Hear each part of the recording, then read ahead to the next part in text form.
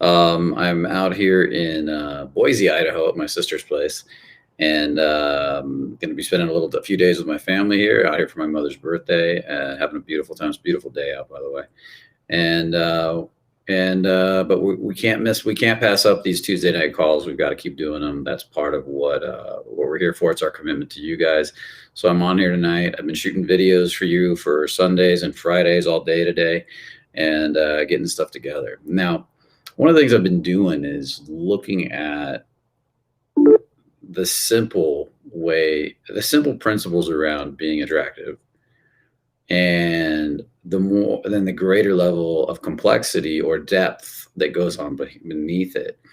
And this channel's about the depth, right? That's why our channel's a little different than everybody else's. We're looking at the deep underpinnings of mindset that makes a man powerful, attractive, embodied, be able to flow. These are the things that makes a man stand out to a woman.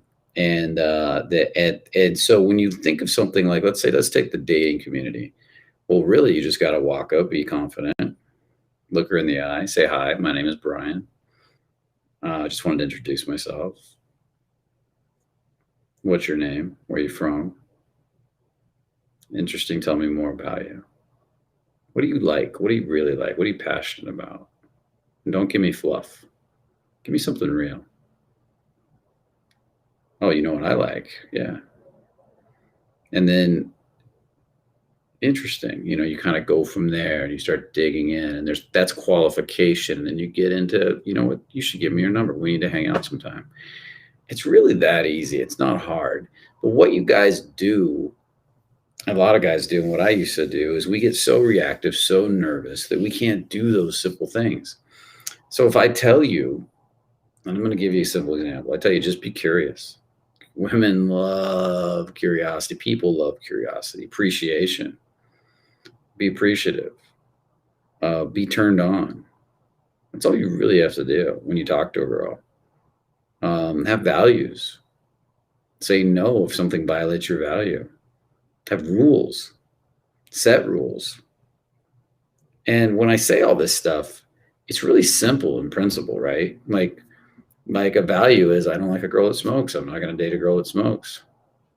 It's a value. So it's something I value. I value my health. I don't want to date a girl that eats Del Taco and McDonald's all day. And you're not like some girl that just eats all kinds of junk food all day, are you? There's nothing wrong with that if you want to do that, but I'm not interested in that. And I will walk away from girls like that. I'm not going to hang out with girls like that. I dated a girl once that I really liked a lot, and she drank a lot. She drank every day, actually. She was cool. She was very functional. She wasn't getting slosh drunk. Not my thing. I would date her because she's cool to hang out with, but nothing serious. Just not interested. And it's not like I get angry or I get upset or I get bothered. I'm just like, no, it's not my thing. And that's very attractive to women when you know what you want, you know what you don't want. They see it in your sub-communication. They see it in the way you're being. They see you say, no, I'm not going to do it. They see you say, yes, that's awesome. I like that. And they see your actual curiosity and excitement boil up for something that does excite you. Like, oh, really? Like, I'm a carnivore. If I went out and a girl goes, oh, I've been a carnivore. I've been eating carnivore for a year now. I'd be like, really? You're a carnivore? That's fucking awesome. I'm a carnivore too. And I would be excited. I said, you rock. I might give her, who knows? And what'll happen is the sub-communication and my tonality will be so genuine, she'll really receive it. So what destroys attraction is the opposite of all that. Like, I'm going to avoid the tension and try to be as nice as I can be to get you attracted to me. I'm going to be who you want me to be. I mean, there's the obvious things like bad hygiene and things like that, but then I'd say the number one thing is no boundaries, nice guy syndrome, things like that. And it really is super destructive. And so, for example, if I walk up to a girl and I'm afraid of the tension, and I always talk about tension, because what is saying no, having rules, having values, worrying about what a woman thinks of you, that's all avoiding tension. So this is why I love tension so much. So I walk up to a girl and I see her and I get nervous because it's going to require tension for me to go show attraction to her for two main reasons. And these two main reasons are what you guys are all avoiding. One is tension. Something could go wrong in the tension. She could get mad because as tension rises, the potential for emotional response increases. If I just stare at you for 2 minutes without saying a word, a lot of tension is going to rise. You're going to say something to me. I might piss you off, depending on how I'm looking at you, how I'm being. Okay. And then vulnerability. That follows the tension. Inside the tension is vulnerability, nervousness, doubt. Come on in. Worry, sadness. That's just my sister, guys. Is the door locked? Yeah. Oh, hold on. Awesome. It's unlocked. Thank you. I appreciate that. Didn't mean to lock your door. I locked my sister out of her own room. Tension, vulnerability. And so then next is vulnerability, sadness, hurt, fear. We're afraid, embarrassment. That's a big one, man. Get embarrassed. And I don't want her to see me get embarrassed. I'm a man. I got to see her be a man. And so that kills attraction too. So when you do that, you really feel Lance Mason pickup. Lance Mason hasn't been around in years, guys. He's an old friend of mine. And he left this industry years ago, and there's no chance he's ever coming back. He's done with it. So that's funny. So these are the two. We avoid the tension, the vulnerability. I guess technically three things, because some guys will step in the tension, but they won't be vulnerable. That's fake confidence, bravado. Hey, how you doing? My name's Brian. What's your name? And you're nervous. Oh, I feel confident. I got this shit. That guy's fucking a chode to me, right? I used to be that guy too, so I was a chode. And then there's the dude who becomes needy to vulnerability. Oh, hi. Yeah, I'm just a little nervous. Just want to say hi. That guy's not attractive. And then the third one is the guy who hides his turn on. Like he's turned on, he shuts it off, numbs himself out completely. There's no turn on. And he's telling a girl she's sexy. Like that's just not realistic either. So it's all about this embodiment. This is what destroys attraction. It destroys attraction because you're afraid to be seen, being turned on, stepping into tension, and being vulnerable. Those three things. Having real emotions and owning the fuck out of them. And that's what makes you attractive. Like, I'll give you another example. And girls love it when you do this stuff. You step into tension, you're vulnerable, you're turned on. I was dating this girl. And first night we were together sexually. And I just met her that day, actually. It was first night. We met on a trip. I was in Paris. It was fucking beautiful. And we're in my hotel room. And she starts to take off her clothes. And she starts to get all nervous. She starts to go, oh, my body. I don't want you to see my body. I'm a little, I'm gained a little weight here. And she was being a girl about her body. And then I stopped. And as she started to pick on herself, I stopped and I said, that's your first rule. Feel the tension in that. She goes, what? Well, what do you mean? She got really serious looking. And I said, that's a rule. It's a rule I'm going to set for you. What rule? And I said, if I don't like it when women speak bad about themselves to me in front of me, it turns me off. So every time you say something negative about your own body, because I think it's beautiful, you have to say two things positive immediately. If I catch you. And she goes, oh, okay. And then the next morning she started to say something and I looked at her and she goes, oh, the rule. She got so excited. And then she said two things positive and we went on. So it's this ability to step into this tension and be congruent with it, own it, mean it, not be afraid of it, not cower from it. And the biggest part is that you guys cower from it too. When you go to do it, you don't feel it. You're like, oh, okay, I got a rule for you. And now your bravado's up in the wall. There's no vulnerability. Yeah, I have a rule. You can't do that anymore. And there's almost like this cutoff, like where's the humanity in this guy? And so that doesn't work either. So it's this ability to relax into your body, step into tension, be vulnerable, and be turned on. And when you do all these weird behaviors that are not that's when you destroy attraction. So if I walk up to a girl and I'm going to be direct, and I believe in direct approaching, I believe in indirect approaching for different reasons. Some people are like, you should be direct all the time. Some people are like, you should be indirect or whatever. I think that's all bullshit. Okay. You just be who you want to be. And so you walk up and I say, And I might say, look at her and say, oh, I'm going to use a real approach. Actually, I was walking down the street and I saw this girl, and I stepped in front of her because she was coming from pretty quickly from a distance. And I stopped and I said, excuse me. And there, right there, some guys will say, don't say excuse me. It doesn't matter what you say. Who cares? Step in front of her, say, excuse me. I just had to stop you because you have a killer vibe. I love your style. And she giggled. She went, oh, really, really? Yeah, yeah. And I said, I especially love that hat. She had this huge hat on. This is what I remember saying. It's probably a little different.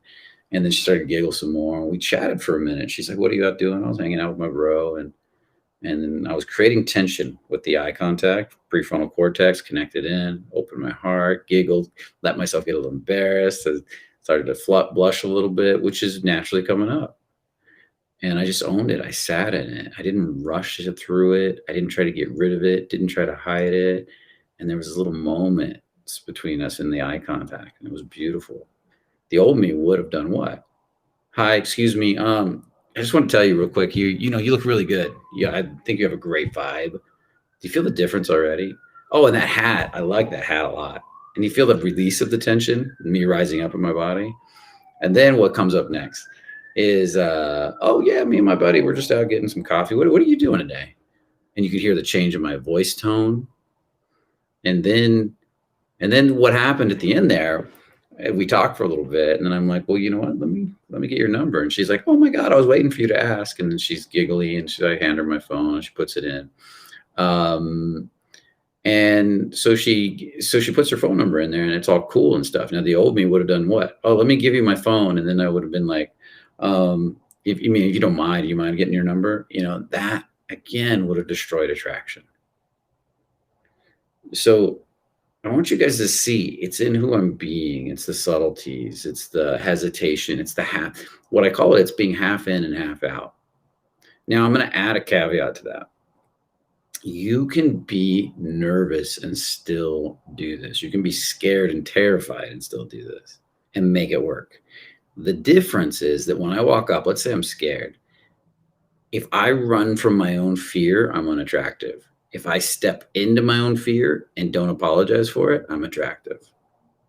If I run from my own fear, I'm unattractive. If I step into my own fear, I'm attractive. So if I walk up and I stop this girl and she's got she's coming, she's got the vibe, and I step in front of her, I go, excuse me. And I go, no, I'm scared, I'm shaking, I'm nervous, I got to simulate this.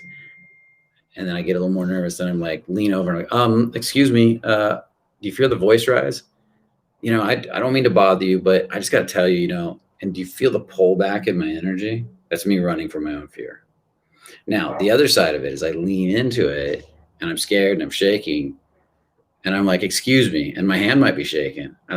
I saw you coming from a mile away, and honestly, I'm nervous, but I just had to stop you and tell you that you look amazing. Like, you got a great vibe about you. Look, you make me nervous. I got to be honest, but hey, I couldn't let you pass by. And that I could blush, turn red, whatever. But in that, you're fucking sexy again because you stepped into your fear fully, which makes the girl more attractive to you, which then also grows you. You start to get over the fear more and more. It doesn't control you as much. You see the result of it. Should it take some training to change patterns? Okay, I'm just checking. Hey, Christian. Who is this on? Is this Christian? Is ripped up? Is ripped up? Is that Christian there talking? Here's a question. I feel like release. Okay. I wasn't following the questions, but I saw some reference to Lance Mason, Bas Rutten, Christian Anatov. Christian's an old friend of mine. I haven't talked to him in a bit. So if you're on here, let me know, buddy.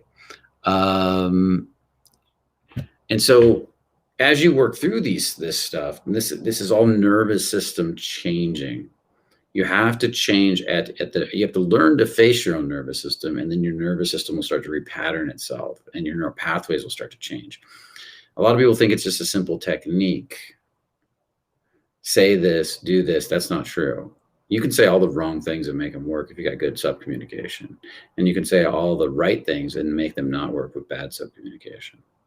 So 93% of communication is nonverbal. So what destroys attraction is your beingness. And also your fear of tension, like I said, vulnerability, and your fear of your own turn on and letting girls see you be a turned on man, owning your turn on. And you got to put it all together. I mean, turn on without vulnerability isn't sexy. Well, it could be sexy for some girls, but most girls is very, very rare. Um, Heart with no turn on, no sexual turn on, can the girl probably friend zone you, to be honest. Tension skills with no heart or turn on, might as well just be I don't know, a numbed out brick, right? You can step into tension, no problem. We've got clients like that too. So just a little heads up there. Okay, I'm going to peek at these questions really quick. Hopefully this is connecting.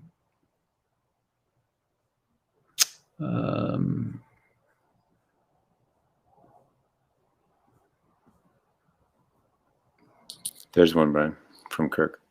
Okay, I was just checking to see who's over there. Okay, so really quick, before I start taking questions, guys, are you getting the principle I'm talking about? I'm trying to make it as simple as possible. Are you getting the principle I'm talking about? And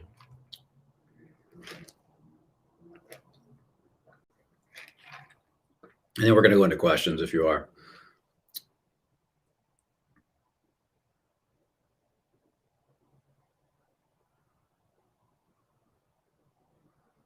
Okay, but you're getting it completely. I see that we got Kirk is saying he's getting it. Do we have not many people on the chat today, or what's the deal? Usually you guys come piling in after I say that about 10, 20 seconds. There we go.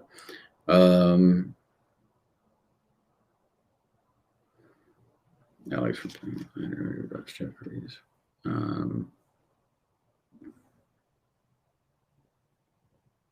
Yeah, I got a text the other day from Alex and Ross, and I need to communicate back. Sorry, Ross, if you're on this call or anything. I haven't got back to you. I've been a little busy, but I definitely intend to get back. Alex said that he thought we would. I've talked to Ross before. It's been a few years. It's been many years, actually.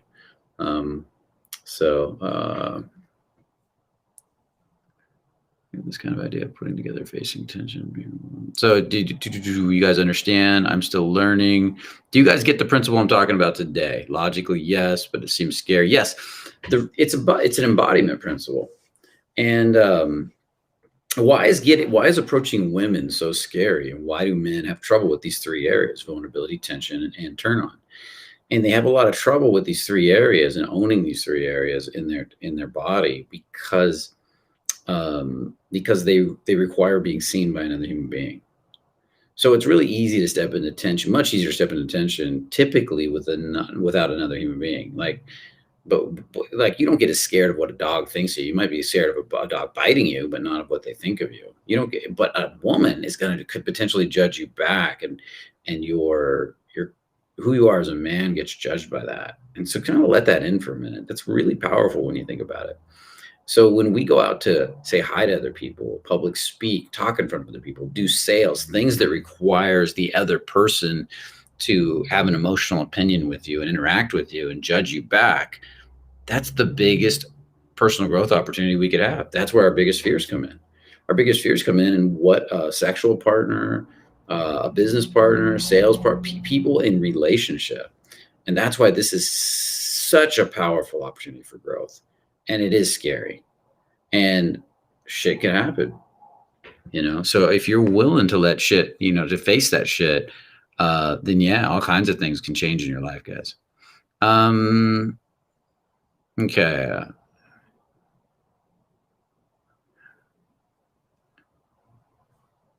Okay, good. Okay.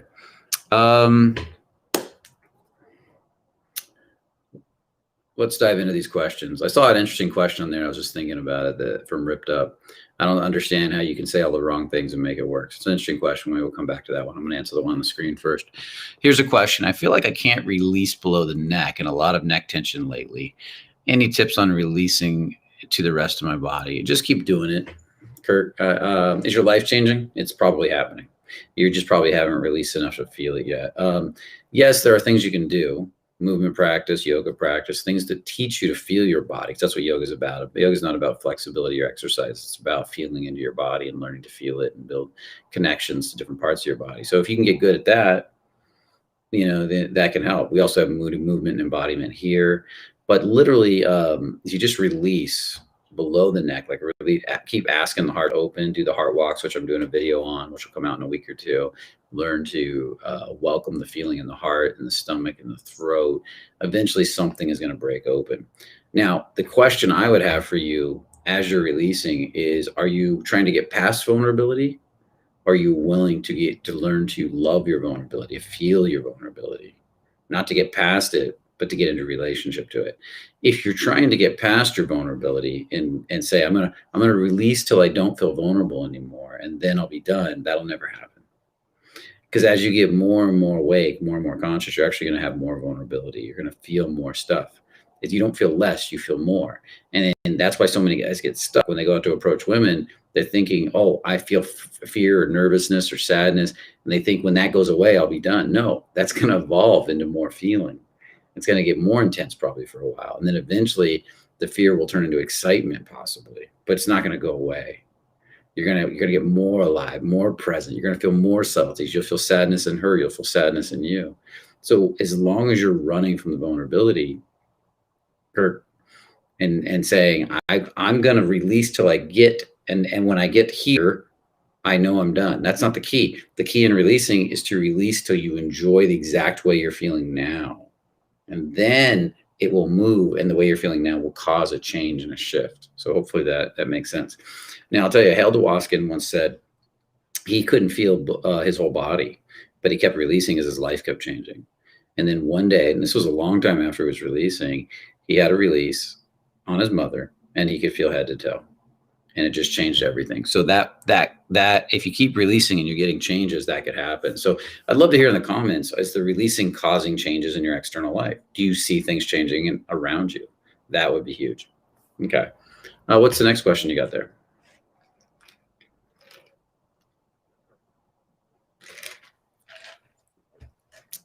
How do I not feel like a total bitch talking to women? I always feel like this small, insignificant dude when I'm in front of women. Thanks. That's all self-evaluation conflicts. That's you beating yourself up in your head. That's all it is, man. That's you self-talking. That's bad self-talk and the emotions that go with it. So what you call feeling like a little bitch, there's a whole dialogue you probably had as a little kid. Oh, I'm not good enough. I can't do it. That's going with those feelings. What I would do is get them down on paper and disidentify them and learn to release them. That's where the book Letting Go or the revealing process that we teach is so powerful. And what I did, I used to be like that. I felt small all the time. And I'll tell you what I had. I had thoughts. I'm not good enough. Girls don't like me. They'll never like me. Why would she want to talk to me? I had images of me actually being like a little boy, not being cute, not being sexy, not being turned on. I had images of women, thinking men were small in general. I had images, and I started going through those. I started welcoming every image, every thought, every emotion that would come up. I'd welcome them up. I'd look at each one. I'd put them down on paper, and not to say I'm a bitch. I would say I'm saying to myself I'm a bitch. I knew, but with the realization that all of it was just a part of my ego. None of it was true. It would hurt. Then I'd welcome the hurt. I'd welcome the pain. I'd look at it, and I would feel it until I could let it go. And then I would welcome the idea that I could feel a little bit more masculine, a little bit more powerful, a little bit more important. I'd welcome that idea for a few minutes. And then I go back and then I'd go back and write down more negative stuff, and I'd practice letting it go. And then I'd welcome the other stuff. And I would do this daily. I mean, I did it nonstop until I started to feel better about myself, until I started to have a better self-image. Then I would create images in my mind of me being attractive to women, women chasing me, women wanting to be with me. Then I would let those go. And this is a big key. I would let those images go, because what I found was early on, I tried to hold on to those images, like, oh, I'm going to get this image inside my body. And then the image would get heavy, because it's like kind of like what you try to hold on to dies. And so I would welcome this image, and I could see if I could get an endorphin pop, like an image of me doing really well with women, being sexy. I'd project it into the physical world around me. I'd take it out of my head and put it out here. I'd see it. I'd see the girls flirting with me. And then I would just let it go. And then I'd do it again in another day or 2 days, and I'd let it go. And any emotions or sadness that came up, I'd write that down, let it go. And I kept doing this day in and day out for a while. And it literally changed my life.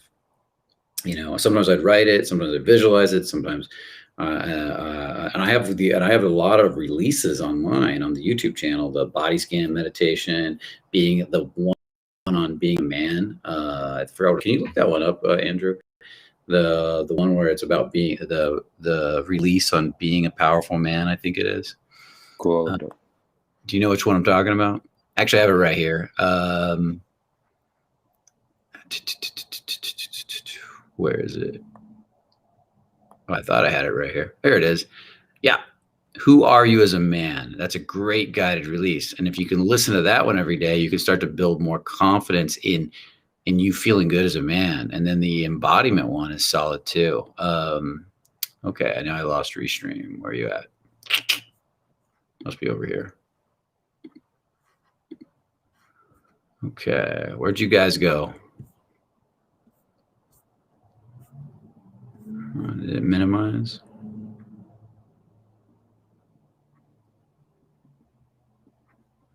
Are you guys still there? Yeah. Yeah, I don't know why I can't get Restream to come back up so I can see you guys. Here we go. There we go. Found it. Okay, we're good now. Let me kill this. Okay. No. I hear you, Anthony. Okay.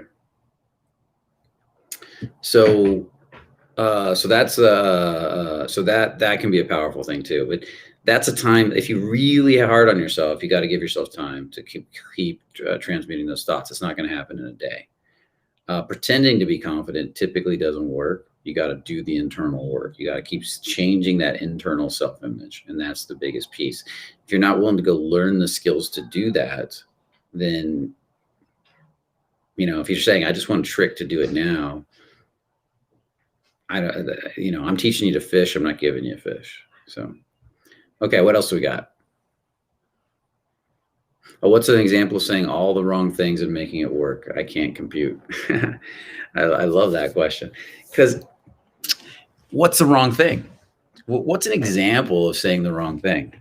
If you get, and I'm talking about saying the wrong thing, not doing the wrong thing, not being the wrong thing. Okay. So let this in for a minute. It's about saying the wrong thing, not doing the wrong thing, not being the wrong thing. So if I walk up and I say, let's say the wrong thing for a nice guy, the wrong thing might be saying, I don't like you.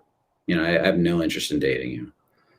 And I walked up to a girl at a bar and I looked at her and I opened my heart and I drop into my turn on. I look at her with a little bit of tension. I go, I don't like you. I would never date you. That could work. A girl could get attracted to that. In fact, stay away from me. Don't even get close. No, stay way over there. Don't come near me. I see the way you're looking at me.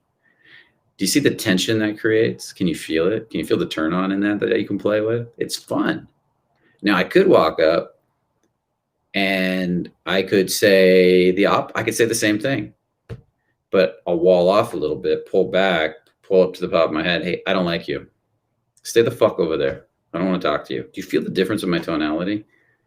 And I could walk up and go, just be like, do. You're fucking weird, aren't you? You're so fucking weird. What's your name? I like weird people. No, I don't like weird people. Do you see there's a play in that? And because of who I'm being, it's not what I'm saying, it's who I'm being when I say it. I could also walk up and go, hey, you're fucking weird, aren't you? I'm not talking to you. Go away. That actually might work too, because I was still a little light when I said it. I have to get a little heavier, a little stranger. Everybody's a little different. So you got to learn to feel what it's like to be attractive and not try to figure out all the right words. And that's the important part. Saying to a girl, I don't want your phone number. Do not give me your phone number. What does that say? Feel it. Feel the difference. It's completely a different kind of tonality, isn't it? I want to see. Okay, I'm just checking through here really quick. I always like to kind of glance at the comments to get a feel. Oh, man, I deserve that. I give him a chance. Okay, cool. So how about let's see, what's another good example? Do you have an example of saying the wrong thing? Do you have an example? Oh, you know what? I got a couple more for you guys. This will be fun. There was an old audio, if you can find it, of a guy named Sean Royster interviewed by David D'Angelo back in the David D'Angelo Interview with Dating Guru series, back when he did that series. And that's a great recording. And I was listening to that recording, and in there, and this was years ago, it was like 10, 15 years, I don't know how long ago. And Sean Royster said, you suck, is what he wrote. I could look at her, I go, hey, you suck. And then I just smile and turn red. And what's she gonna do? She, you suck. And I'm like, oh, really? I think you suck better.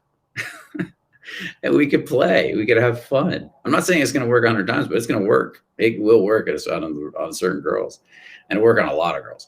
And so Sean Royster said, you know, when I go into a bar, I don't care about the first thing I say. Matter of fact, I do care. I want to create tension with the first thing I say. Sometimes I want to piss girls off, and sometimes they laugh. Sometimes they do get pissed off. And he gave examples in the audio. He goes, I'll walk into a bar and I'll say something like, and he gave an example as one girl. He said, you know what? You're so damn sexy. What's the chances of me getting a fistful of that hair by the end of the night?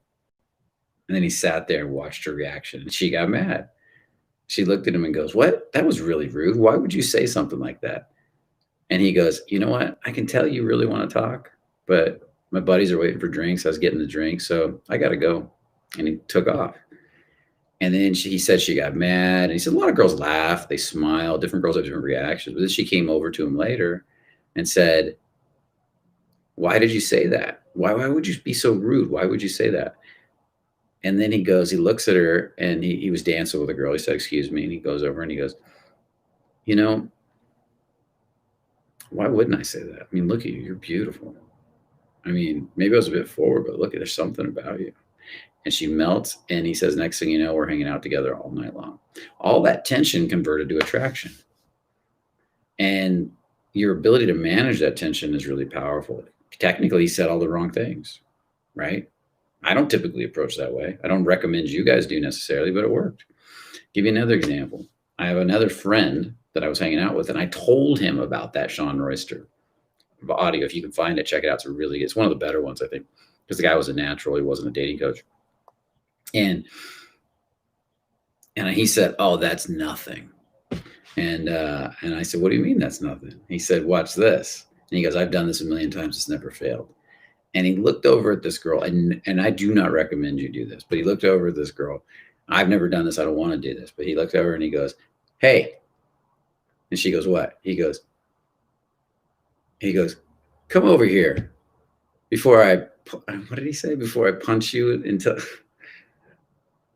he goes, before I punch you in the throat till you're bleeding out your nose and I hold you up to the mirror to see it. And he said it with a big smile and a laugh. And she looked at him and she goes, what? Well, I'll kick you in the balls. And he goes, how are you going to kick me in the balls when you can't breathe? And she laughed again and ran right over. And I was like, what the fuck? And they hung out all night. He kept giggling and laughing all night. It was tonality. It was energy. It was the way he was being. And he was really fucking good at it. That's why I don't want any of you to do that. Probably shouldn't have told you guys that.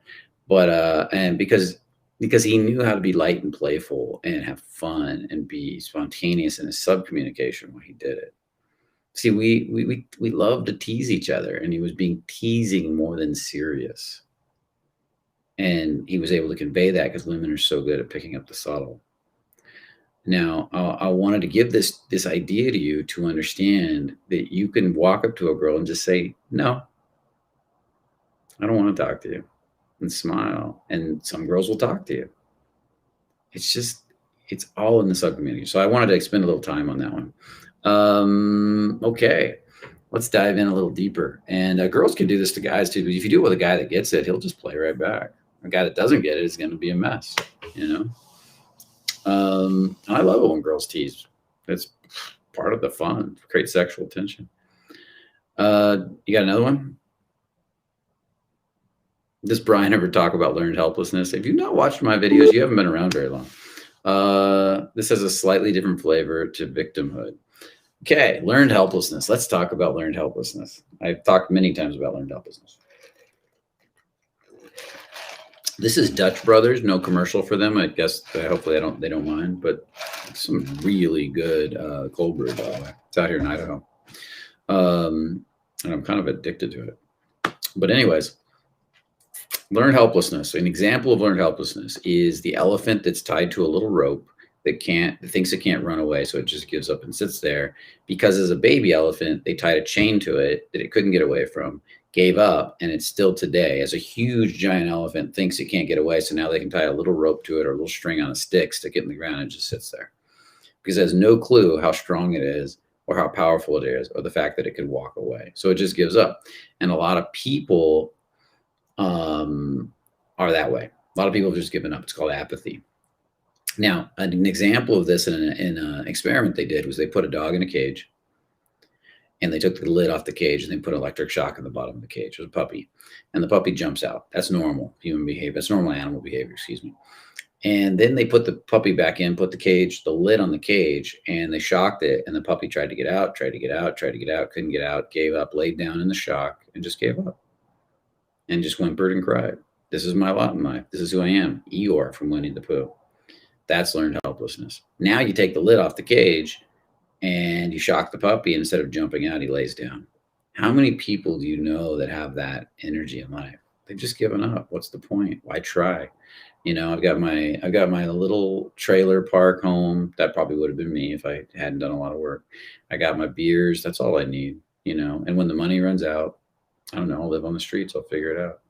That's an attitude that a lot of the planet has that lives in apathy. And that's what learned helplessness is. It's a program of giving up. There's a sense that every time you try to move forward, life pushes back harder. So why even push anymore? And what the world is really responding to is the way you're thinking and feeling. So learned helplessness is one of the hardest. It's like being in quicksand. It's the hardest energy to get out of, but you can get out of it. You need to get around people that aren't helpless. And you need to model them. You need to watch them. You need to get exposed to seeing people. That's why watching YouTube videos, reading books, being around people that have good energy starts to wake your body up. That's why I'm always being the way I want you to be in these videos. And that's really the benefit of these videos. I'm not sitting here analytically explaining all this stuff in apathy. I'm like trying to be open-hearted and open-throated and dropping into my turn on when I talk about turn on, opening here, looking in and talking to you, because I'm actually doing a lot of this stuff. And I don't get it perfect all the time. Sometimes I get tired, but that's the way it goes. And so you guys need to be able to feel that and kind of ride those waves so you can find a way out. So getting around successful people, going to workshops, seminars. I spent a lot of time in workshops and seminars just to get around millionaires so I could make money.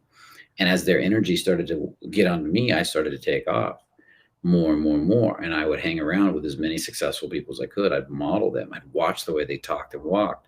I didn't just duplicate what they were saying. I worked on feeling the way they felt. I learned about emotional intelligence. I started to develop an understanding of emotional intelligence. I did a lot of movement work. This all pulled me out of the learned helplessness. But the hardest part in learned helplessness is staying consistent, because there's always this part of you that just wants to give up again. That's why having somebody to help you, to guide, but you have to say, I am willing to do it. Just don't give up on me. I'm going to do the work, versus save me. Victimhood, learned helplessness is you're blaming somebody else. You're blaming the world. There's no point in moving forward. The world will just knock me back down. Taxes will just take me out if I try to start a business. That's the attitude. Okay.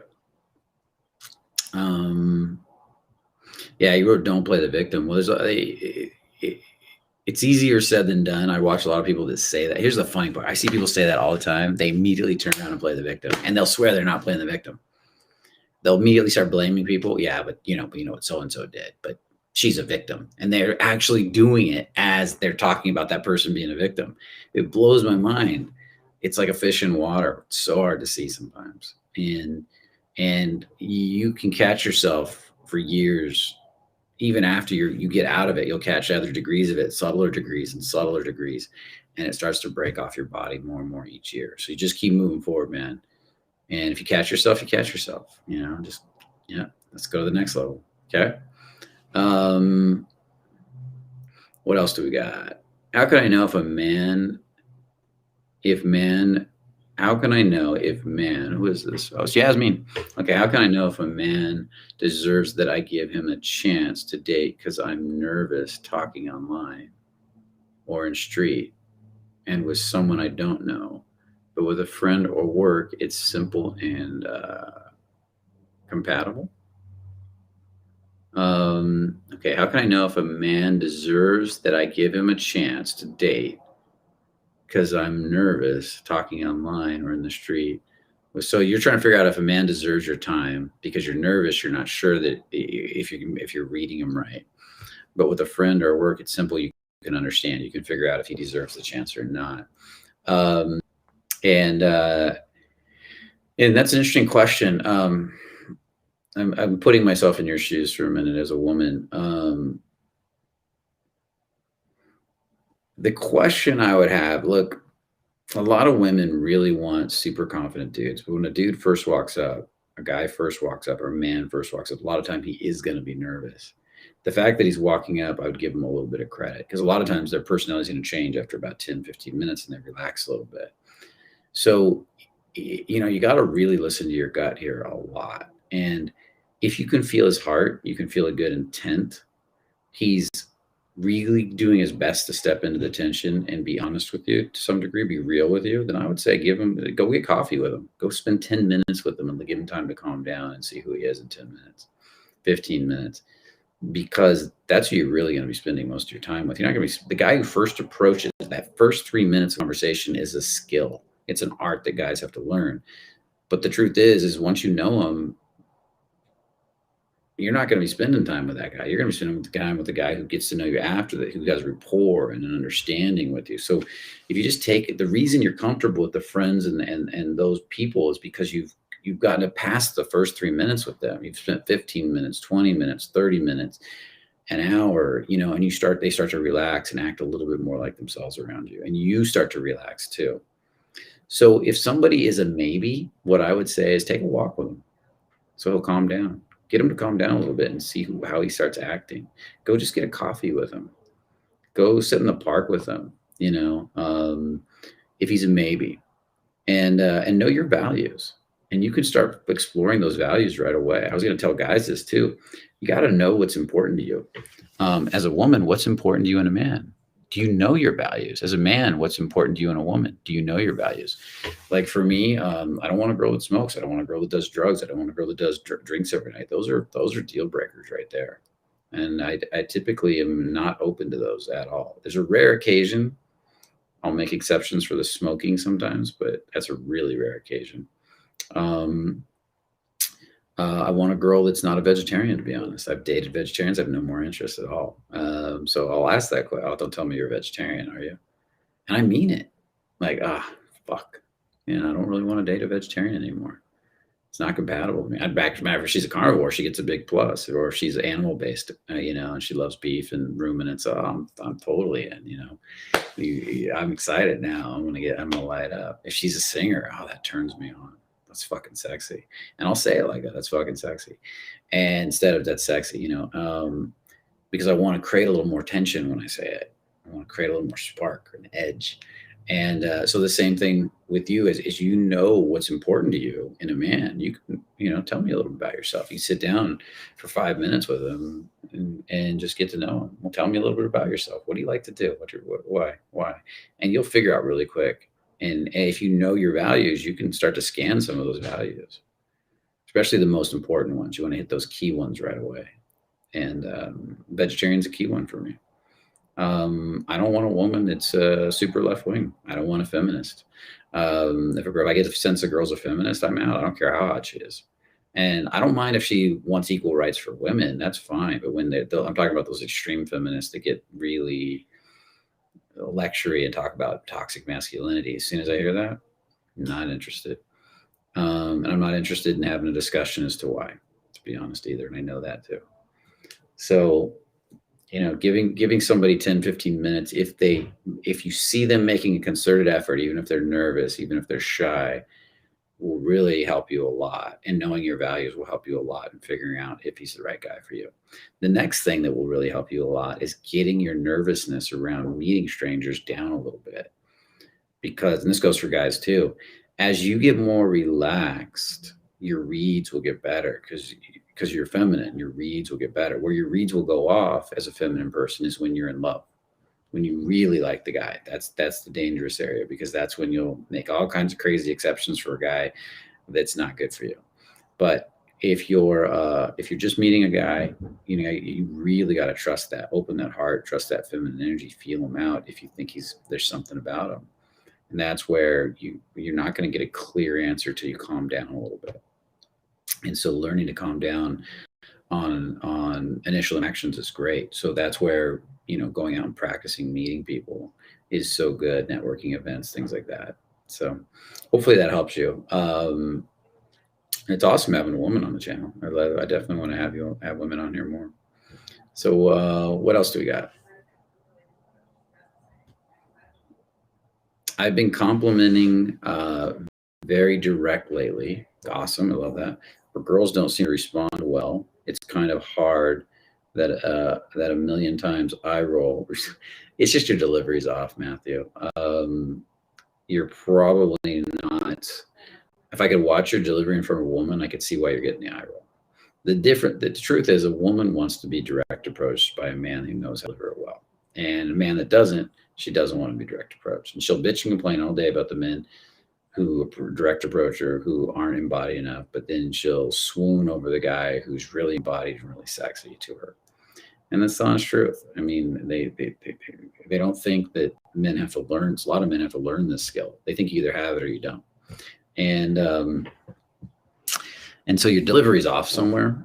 And I would be very curious. The easiest way is to watch you. But if you're not in a workshop, the next thing is for me to demonstrate. Can you respond in the chat for me really quick? How are you being direct? How are you complimenting? What are you saying? Put in there an exact sentence that you start with. Now you're talking about Megan. Who is this on here ripped up? How do you know all this Lance Mason stuff? Tell me your real name. Because obviously I probably met you before. We probably know each other. Matthew, put in there an exact sentence you used. You got it? Okay.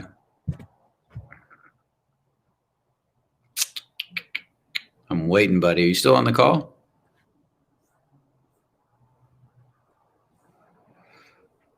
I'll tell you, the chat's much easier to use in Zoom. It's much easier to monitor too.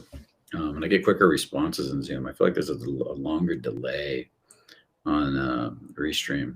Because I ask in Zoom, I get responses immediately. I think it's bouncing to YouTube and there's a delay there. Yeah. Oh, that's probably what it is. Okay. I don't know if Matthew's still on here. Ripped Up, you haven't told me who you are yet. So you got to tell me who you are. I'm curious now. There we go. I have problems with my life. I hate my job. How does this have anything? Wait. Oh, this is different. This isn't Matthew. Okay. Okay. Okay. I'm going to assume that Matthew's not on the call anymore. So I'm just going to generally answer this question since I haven't heard him give me a response to this question. What is direct? When I walk up to a girl and I'm half committed and direct, it's not going to work. So if I walk up and say, I just want to tell you, you're really pretty.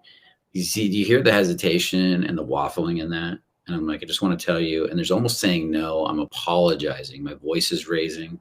It's not going to work. If I wall up, hi, my name's, excuse me. Hi, I just want to tell you you're really pretty. That's not going to work either. Really abrupt. It's really pushy. If I get real intense with the eyes, hi, what's your name? My name's Brian. I just want to tell you, you are beautiful. Push, push, push. So you got to find a balance in all of that. And you got to flow with it all. So slow down, work the pauses, open your heart and feel. If you don't know how to open your heart, look up one of my videos on the heart walk. I got one coming up where I learned to open and feel. But what I'll do is I'll walk up and I'll stop and I open and I get really big energy up top and I'll be like, hi. and I'll let her take in my eyes. I'll pause for a sec. I just got to tell you, you got a great vibe. There's something about you. You know, you got really beautiful style. And I pause. You got a really beautiful style. I mean, there's something about you. I had to come say hi to you. And then I pause. And then I'm like, hi, I'm Brian. What's your name? And and that's if the energy's low. If the energy's bolder, I'm going to have to adjust again. But you've got to be calibrated to the energy to make directs work. And that's why some guys will go out day after day after day using direct. It won't work. And then they say that people who are direct are crazy. You need to go indirect. Directs don't work because girls get hit on too much they don't like direct, or they only like direct with really hot guys because they get hit on too much. And it's all bullshit. It's calibration, delivery, and energy primarily. As you get more grounded, you get more solid, you get more attractive. That's that simple.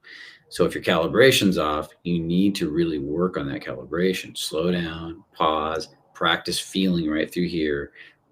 Do some feeling work, whether it's yoga or the heart walks that I'm going to be doing a video on. Watch for that video coming up. Whether it's the body scan meditation, watch that type of stuff, which will teach you to feel your body more and slow down. You got to slow your mind down. This is where meditation helps, and be really present in the moment you stop for that first few minutes. Super present inside. I'm right here, right here. That's super essential. Then a little penetrating and then receiving. So this is another key. I'll look at her and I'll be penetrating. There's something about you. I just love your look. And then boom, open just a little wider and receive her emotional response and be fully present for it. I don't analyze what she's saying. I feel what she's saying. I feel the emotions. And I just let it run through my body. And then I respond again. That's the right way to do a direct. Now, the more emotion I'm feeling, the more powerful the direct can be. If I'm really nervous and she's really hot and I can channel that energy right at her, it can be super potent direct. So we used to call back in the Pickup 101 days, the movie moment. But very few guys were good at that because they couldn't contain the amount of tension that's involved in that. It required a lot of, wow, I'm really fucking nervous. I'm not going to let the nervousness stop me. I'm going to channel it all right to you. And I'm just going to, bam, hit you with it. And that's not something I can demo right now because I'm not that nervous. But I can demo being present right now because I can just be that. Right. And so, that's a good example. Okay. So hopefully that helps you. And did Ripped Up ever tell me who he was? I don't think so. Oh, he's hiding from me. I see him popping in all these names from Pickup 101. So, anyways, Megan Merrill. Is Ripped Up Megan Merrill? No, probably not. No, that's probably you're just probably talking about, you talked about Christian too. Okay. The Integrated Man Summit's coming up, guys. Sign up, check it out. Get out. You can be online, you can be in person. All the coaches are going to speak. We're going to have different speakers there. We're going to have a former spy coming in and talking about the tension skills of being an actual field operative spy and how they develop it and to get those really powerful tension skills. I'm going to be interviewing him next week on this channel, so definitely check that out. There's a link in the chat for the Integrated Man Summit. It's my favorite one of the year because I don't have to speak so much. I love speaking, guys, but in this one, you get to see all the coaches speak. You get to see our guest speakers speak. We get to have a great time in Miami on the beach. It is a blast. So definitely come to the Integrated Man Summit or check it out online and click on the link at least and check it out for us. It'd be awesome. So, yeah, seduction happens in the pauses. Very good. I'm going to quote Anthony. Anthony just said that one. Really good, Anthony. And that is super true. So, is this question too complex? Sean D's question. Okay. What do you do when you feel incongruency within the body? The body rejects what you're choosing. Adjust. I mean, in the moment, There's two. If I feel incongruency, I can do releasing and meditation to the incongruency, because there's probably a belief in there that it's not serving me. If I believe I'm not attractive to my perception of what a 10 is, and I see a girl in front of me, it's a 10, and I can only get sixes or sevens in my perception, that means incongruency to my nervous system. My nervous system is going to go into a fight when I approach her. Doesn't mean I can't do it, but I'm going to have to punch through my own fear and show up anyways, which will be attractive, which will help burn it off, right? But if it's too strong of an incongruency, then I'll probably get pushed back. And if I welcome up all the thoughts, feelings, emotions, sensations, and do some releasing, letting go, revealing process, things like that, and clean up my beliefs around that, then the incongruency will shrink. And pretty soon, as I start to feel like a sexy fucking bastard, sexy bastard meditation, that I teach in my book, The Art of Fearless Seduction, then what will happen is eventually I'll start to feel congruent. I'll start to feel sexy. I can just sit in front of her, I can relax more, take her in, because I feel compatible. Another thing you can do is in the moment, is that's where you have to punch through. That's what the other one. So the releasing's one. The other ones you have to override, in a sense, your own ego, and you can do that. It's a great practice to get into. It's you're stepping through a terror barrier. So you walk over there and you own the fuck out of what you're saying. Like, you are, I'm shaking, I'm nervous, but you are beautiful. And there's just something about you. And I had to come say hi to you. I mean, look at me. You can even call it out. Look at me. I'm shaking, talking to you. But you know what? I wasn't going to let this moment get by. You own it, own it, own it. And that can be really attractive too, because a man that can step into his own fears and show up anyways at 100% is super sexy to a woman, super valuable to a woman in primitive times, because that's a man that's going to grow and evolve. And so, versus a man that cowers at his own fear and plays a victim to it. So, and that will cause natural releasing. So what will happen to do that, as you start to walk forward, you'll probably start to get angry.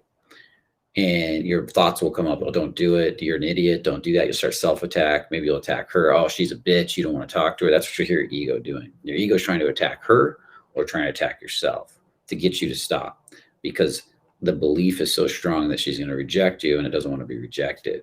So then what you do is you welcome up that anger, and you turn it, and you take it, and you stop using it to attack yourself. You stop using it to attack her, and you turn it in on the fear, because there's a deeper fear there. And you say, or fear, doubt, worry, something like that. And you turn it in, and you go, you know what? Fuck it. I'm going to use this anger like an army to feel this fear fully and walk into it. I only have to do it for 20 seconds. I only have to do it for 30 seconds, whatever it is, 10 seconds. I'm going to walk into it fully. And then what'll happen is, as you walk into it, you'll get a sense of pride, and then you can easily move that up to a sense of courage. And that's where you get the return on investment, because when it hits that point of hitting pride and courage, the fear starts to dissolve. It feels like almost like a burning in your body, and starts to break up, and starts to, we call it the law of transmutation. You'll feel a little weird. You'll feel intensifications. You'll feel thoughts. You might shake a little bit. You might be nervous, but you show up anyways. And then you come out the other side and celebrate it. And you're like, damn, that was scary, but I did it. No matter what happens, you celebrate. I did that. And then I would even journal those. I showed up anyways in the midst of this fear. I showed up in the many ways in the midst of that fear, and I fucking did it. I got angry and I did it. Now I want you all to think about a time you've done this in your life unconsciously.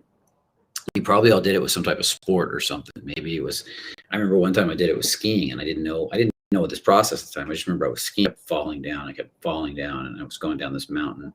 This was when I was a newer skier, snowboarder, sorry. And I was snowboarding.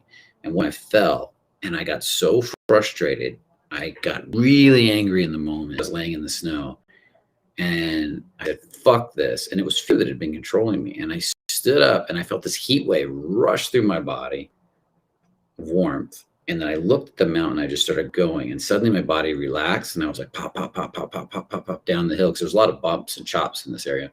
And I was riding those things like perfectly for about 30 seconds, a minute. And then I went, oh my God, look what I'm doing. This is the best I've ever snowboarded. And as soon as I did that, started thinking about what am I doing and looking around, bam, right back down again. But I celebrated it.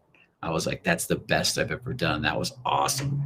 And I was so happy for that. It showed me my potential.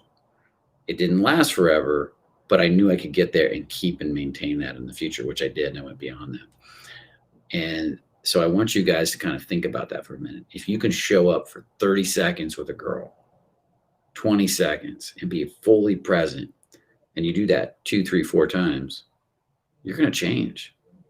You're going to grow. Okay. Awesome. What else do we got? What else do we got? Glancing at these really quick.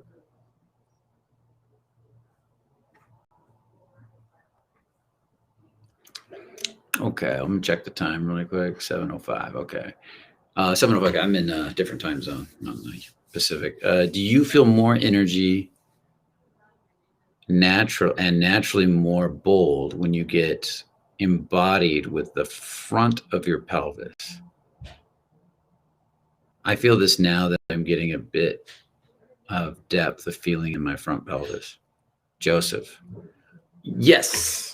But also I balance it with the back. That's when I feel the most bold. So there's a sense I'm in the back of my pelvis and then opening the front versus all my energies in the front. In the front, I feel like I'm pushing my energy on people. And I've actually seen girls jump back from that. I was talking to this one girl, and I'll show you really quick. So if I'm here, there's a sense I'm in the back of my pelvis, opening in the front versus being all in the front, pushing my energy forward. And I remember I was talking to this girl once at a bar, and I was flirting with her a bit and joking. I was a little drunk because I don't usually drink, and I had something to drink, and I think I turned the pelvis in my turn on way up, and I turned towards her, and she actually jumped back a little bit, and I was like, whoa, and because at that time I'd been working on my pelvic energy a lot. And luckily I talked to her about it. She's like, it was just a lot. It came at me fast, and it wasn't even like I hit on her, like I did anything. I just turned towards her with that energy, and we're still friends. Everything's cool, but it was a lot of powerful energy. It's because I was a little probably in the front of my pelvis too. And then as I relax back into the back and drop back down, let the energy run up and down my legs, and then have that there. To me, it's not as it's just as potent, but not as pushy. So hopefully you're not doing that. But yeah, so that's it. Seduction happens in the pauses. I'm reading that again because that's really good. Liam. Is that Liam? Yeah. My biggest insecurity when it comes to women is feeling ashamed and inferior to other guys, because that's a really common one too. Because of my lack of friends due to social anxiety in the past. I used to have horrid social anxiety, Liam, in the past. How can I stop feeling inferior? Went through all this. I mean, I used to hardly leave my house because I felt so inferior. I used to just hang out alone all the time. Practices daily. How I broke out of it was a lot of two things: an internal and an external. The internal practice for me is meditation, releasing, movement, any type of thing that gets me to feel my body more and process my emotions, writing down my emotions, letting them go. So the letting go book, revealing process, Art of Fearless Seduction book that I wrote will teach you about the different parts of your body to feel those types of things. Okay. So get that going on a daily basis, even if it's only 15 minutes a day. Eventually you'll get bigger and bigger. And start to hear all those thoughts and how you're attacking yourself. The internal images, start to get them out and start to release. An active daily process like brushing your teeth, taking a bath, cleaning up your mindset. That's number one. I'll actually give you a few parts. Another part, definitely get around guys that don't feel that way and hang out with them. Even if it's at a distance, at like a networking event in the beginning, a seminar, something like that. Get around that mindset. Okay. Number three, have an external practice. An external practice is what? Highs. If the highs trigger you, start with really mild 5 highs a day and just practice being seen and expressing yourself. Stops. We have videos on stops. We have videos on high stops. So 5-10 people a day, ask a quick question. And then in the practices, immediately go to the internal process afterwards and practice letting go. This will start to build your confidence. What I would work on doing, if you're really terrified around people, is make your primary goal getting good at being social with people and enjoying people in general, not just hitting on women. I've seen people with horrible social anxiety just trying to get hot women. And it's a little incongruent. You're terrified of people, but you're going to go out and hit on hot girls. Like, get over some of that fear of people. with the intent to get good with hot girls, and a girl may just show up in the middle of that, and often happens. And then the third one is if you have a goal process. A fourth one is create an internal image, ideal scene of you being confident, valuable, creating value, being a man of value that women are drawn to magnetically. The sexy bastard process, which is in my Fearless Seduction book, and visualize it every night right before you fall asleep, so it becomes goes into your dream, part of your subconscious mind. And commit to a period of time, consistently doing it every day, and commit to a minimum of 3 months. I'm going to work with this visualization. I'm going to work with this internal process. I'm going to work with the external practice of building more and more, going through the Fearless Friday videos, maybe all the way to the beginning. And I'm going to work towards everything I just talked about, and for 3 months, and just see how you feel at the end of that 3 months. Oh, and get around and start working in the next 3 months. Start finding more people you can hang out with that are more confident. You know, whether you have to go to seminars, groups, or whatever. Being around guys, because you need those guys to trigger your shit so you can let it go and start to process your emotions. And literally, if I do it, I was so bad, dude. Oh my god, I was so shy, so shut down. You know, you can literally do this, and you can make a huge stride. 3 months, 6 months, a year. It could be, if you're really shy. A month, you'll see a difference. You know, it's that first few weeks that's a bitch, a real bitch. But you got to stay consistent. Awesome. So is there any more on here that are really important that you think that you really want to ask me? Because we're over an hour. There's a couple more. They're all, I would say, a similar level of significance. Okay. Is there anything you want to get out that you think is important, or where do you think we're at as of today? Well, Ripped Up here asked this a bunch of times, so he really wants to hear something. So I'll ask this one. Ripped Up, you haven't told me who you are. Now, why am I answering your question? That's what I told him. He said his name's Luke Skywalker. Yeah, Skywalker is what he wrote. Do you know me, Luke? Tell me that. Do you know me from the past, from the old Pickup 101 days? I notice when women are not initially attracted to me, and then when I do attractive things, women get a little upset. Why? I notice when women are not initially attracted to me, and then when I do attractive things, women get a little upset. Well, this is an interesting question, because I don't know that I'm understanding it right. Ripped Up. I noticed women are not initially attracted to me when I do attractive things. I mean, what do you consider attractive? And how do we know they're attractive? That's your interpretation. You're giving me an interpretation. You're not telling me something literal that you're doing. So it's your interpretation that what you just did was attractive. So I don't know that it is. I also, you said, I notice when women are not initially attracted to me, and then I do attractive things. And then are they really upset? Are they challenging you? Maybe they are. I get the feeling they might be. Are you turning that, when you say not initially attractive, are you doing something to kind of piss them off at first and then switching the gears on them? There's a lot to this question. I have questions about.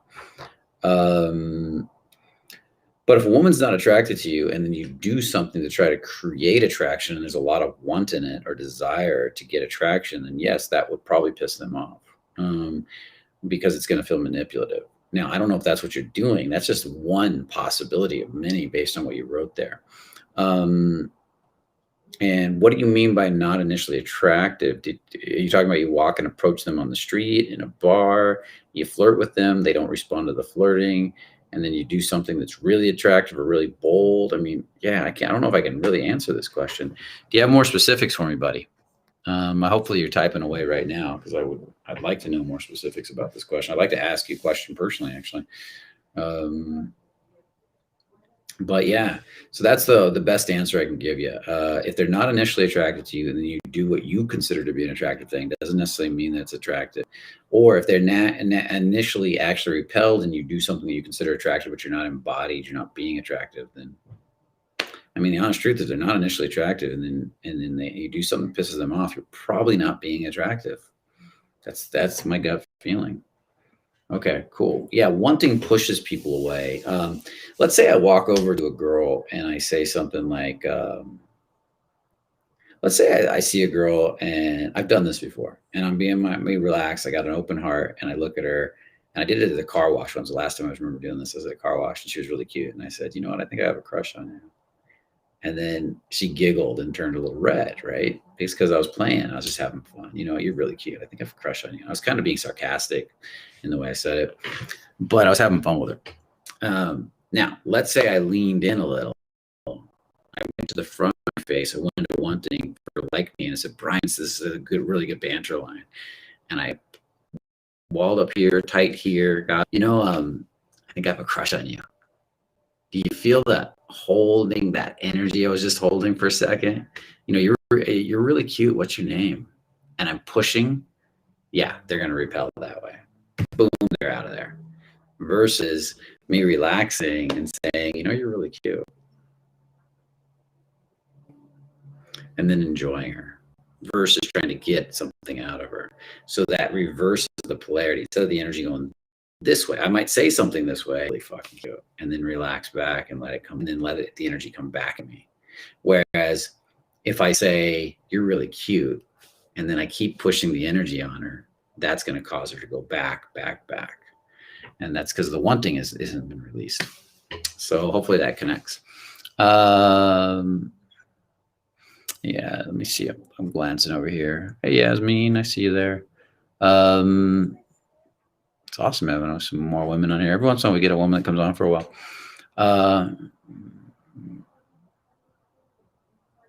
Okay, cool.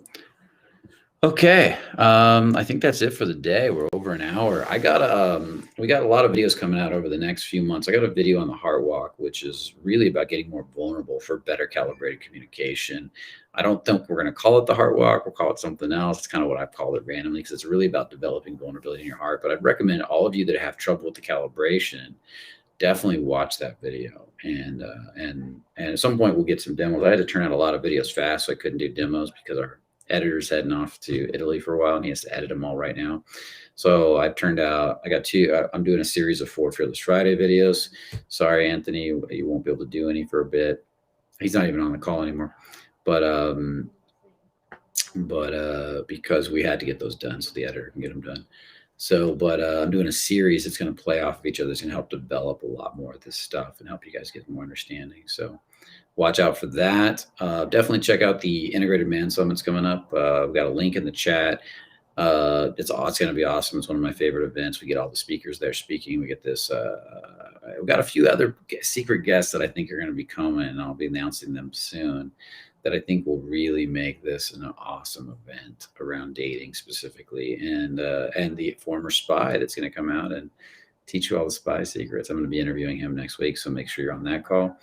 And then that's pretty much it. Hopefully you guys had a great call. And is there anything I'm missing, Andrew, that I forgot to mention? No, that's about it. Maybe your book. I don't know if we want to plug the book one time. Check out the book, The Art of Fearless Seduction. I still haven't got a physical copy. I think some of you guys got physical copies before me. They tried to send me 3 physical copies and they've disappeared in the mail.